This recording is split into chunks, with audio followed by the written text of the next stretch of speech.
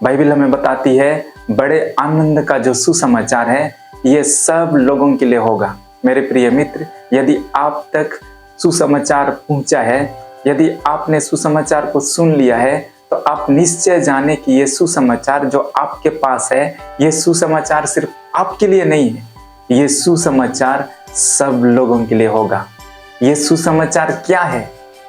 सुसमाचार बताने वाले स्वर्गदूत ने बताया आगे कि ये सुसमाचार ये है कि आज दाऊद के नगर में तुम्हारे लिए एक उद्धारकर्ता जन्मा है और यही मसीह प्रभु है। बड़े आनंद का सुसमाचार कोई भौतिक चीजें नहीं है। बड़े आनंद का सुसमाचार नौकरी मिलना नहीं है। बड़े आनंद का सुसमाचार रोग से चंगा होना नहीं है। बड़े आनंद का सुसमाचार पैसों की प्राप्ति नहीं है। लेकिन बाइबल हमें बताती है कि बड़े आनंद का सुसमाचार यह है कि आज दाऊद के नगर में तुम्हारे लिए उद्धारकर्ता जन्मा है, अर्थात यीशु मसीह ही सुसमाचार है। आज जितना भी सुसमाचार शेयर किया जाता है, जितना भी सुसमाचार बांटा जाता है, उस सुसमाचार का मुख्य भाग यीशु होना चाहिए। वो सुसमाचार का अंतिम उद्देश्य यीशु होना चाहिए। उस सुसमाचार के अंत में व्यक्ति यीशु तक पहुंचना चाहिए और तभी वो सुसमाचार अच्छा, बड़ा आनंद का सुसमाचार होगा। यदि आप सुसमाचार सुनाते हैं तो आपके सुसमाचार में यीशु का होना जरूरी है।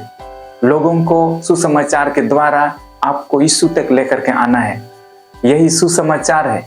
सुसमाचार कोई मैसेज नहीं है, सुसमाचार कोई शिक्षा नहीं है। सुसमाचार एक व्यक्ति है और वो व्यक्ति यीशु मसीह है, जो परमेश्वर का एकलौता पुत्र स्वर्ग को छोड़कर इस धरती में आए, वही सुसमाचार है। यदि आपने यीशु को पाया है तो आपके अंदर सुसमाचार है। और वो सुसमाचार कहाँ है? ये जो बड़े आनंद का सुसमाचार अर्थात उद्धारकर्ता, वो दाऊद के नगर में तुम्हारे लिए जन्मा है। यही सुसमाचार उनको सुनाया गया। दूसरा स्टेप है, उनको उनके अंदर में विश्वास उत्पन्न हुआ। वे जितने भी गड़ेरिये थे, ये साधारण लोग थे, ये नीडी लोग थे। लोग अक्सर सोच सकते हैं कि ये गड़ेरिये, इतने साधारण लोग, इनको कैसे परमेश्वर का प्रकाशन मिल सकता है? पढ़े लिखे लोगों को मिलना चाहिए, जो बड़े घर के लोग हैं उनको मिलना चाहिए, जो शहरों में रहते हैं उनको सुसमाचार का प्रकाशन मिलना चाहिए। लेकिन ये गड़ेरिये जो साधारण लोग थे, जो पढ़े लिखे लोग नहीं थे, जिनका जीवन शैली बिल्कुल भी साधारण था, वे सही से कपड़े पहने हुए नहीं थे, उनके जिंदगी में कमी घटियां थी, वे नीडी लोग थे, जरूरतमंद लोग थे। ऐसे लोगों को ही परमेश्वर ने चुना अपना सुसमाचार को देने के लिए। मेरे प्रिय मित्र, परमेश्वर जब चुनता है तो ऐसे लोगों को चुनता है जिन्हें संसार इनकार कर दिया है, जिन्हें संसार छोड़ दिया है, जिन्हें संसार लायक नहीं समझा, संसार की दृष्टि में जो नीच तुच्छ है, कुछ भी नहीं है, ऐसे लोगों को परमेश्वर चुनता है। इस संसार के जितने भी बड़े बड़े यूनिवर्सिटी हैं, बड़े बड़े कॉलेज स्कूल हैं, वे अपने स्कूल में, कॉलेज में एडमिशन के लिए एंट्रेंस एग्जाम लेते हैं और उसमें जो अच्छा स्थान में आता है उसी को अपने कॉलेज में एडमिशन लेते हैं। इस संसार का जो नियम है, अच्छे लोगों को और अच्छा बनाना।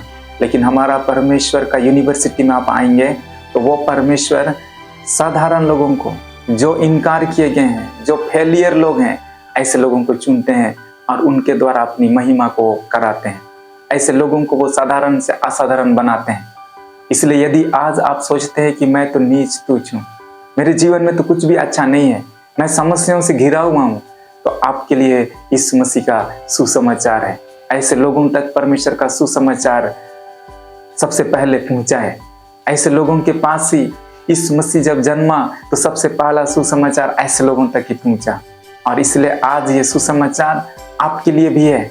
यदि आप निराशा में हैं, चिंता में हैं, तो आपको आनंदित होने की आवश्यकता है, क्योंकि बड़े आनंद का सुसमाचार है कि एक उद्धारकर्ता जन्मा है और यही मसीह प्रभु है। ये जितने भी गड़ेरिये लोग थे, ये अपनी जिंदगी में असुरक्षित थे, क्योंकि ये भेड़ बकरियों का पहरा कर रहे थे।